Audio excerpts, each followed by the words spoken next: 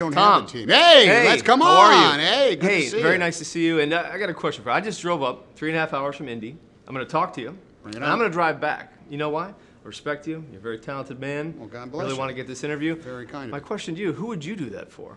Ah, well. Is there anybody you admire? Well, so I drive from here to Indianapolis and then come on back. Just 3.5 I hours don't know, drive.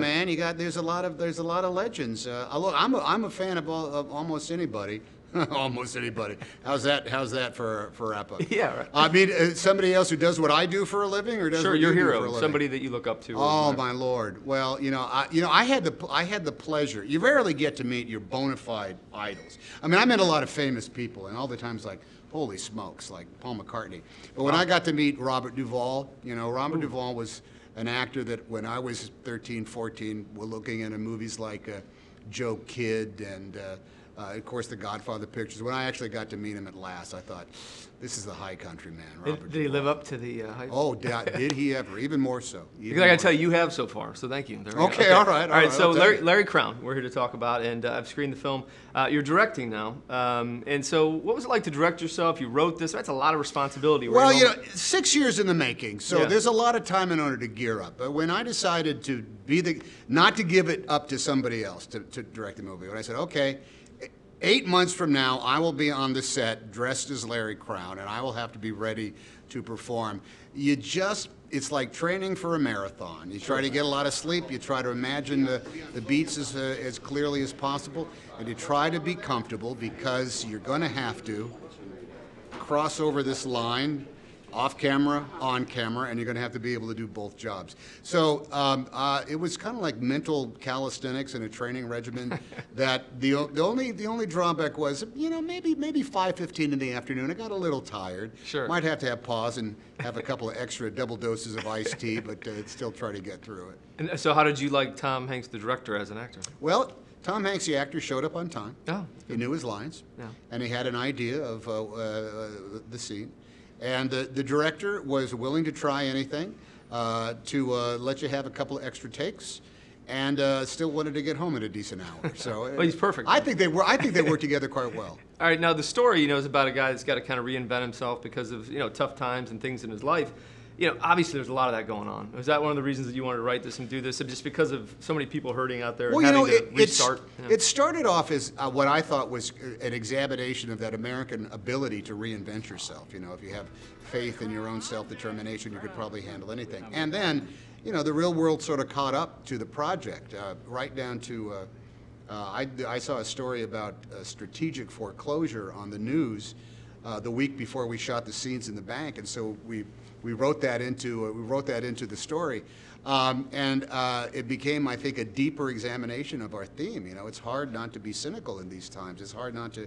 It's hard to know what to do. It's hard to know how to move forward.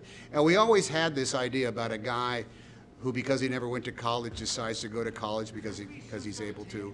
And the realities of where America is today, might put a little bit more importance, a little more weight behind that very idea of reinventing yourself through education. Sure.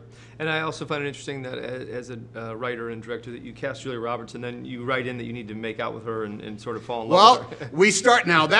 We always wrote that. It started off. Let's imagine we could get Julia Roberts. I didn't even know Julia when we started writing that. When we started writing this, and we worked together. I thought, holy cow, I'm gonna beep beep beep beep beep. Boop.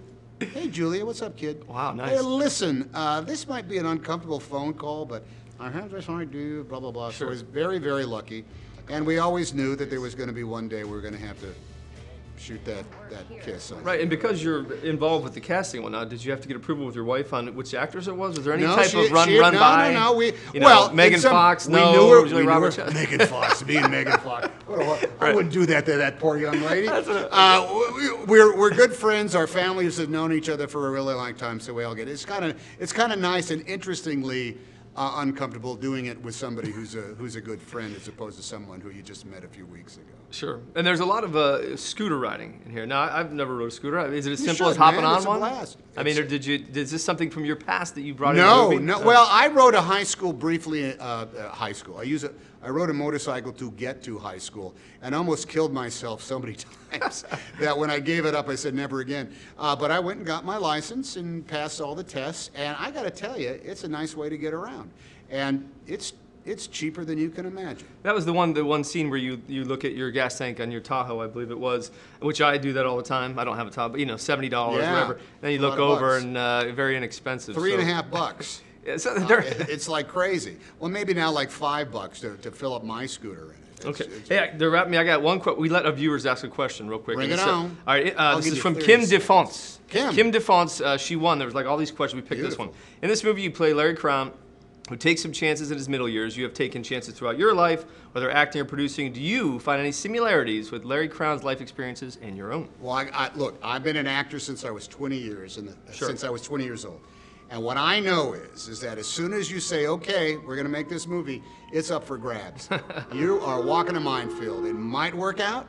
It might be something that people pay attention to, or it could be a recipe for disaster. You know, when we were making Forrest Gump and we were shooting the scenes on the park bench, which was like right in the middle of the shooting schedule, I asked Bob Zemeckis, I said, Bob, is anybody going to care what we're doing here? And he said, it's a minefield, Tom. It's just a minefield. We have no idea. So you have faith in your abilities, and you just follow through on the natural instincts. All right. Well, thank you so much for your time. I appreciate it. Thanks for coming up. And best luck Enjoy with the film. drive up. I will. Enjoy the drive I'll be back. getting back in the car right Gonna now. stop off at a Stuckey's and get some. Yeah, I gotta eat bars, something.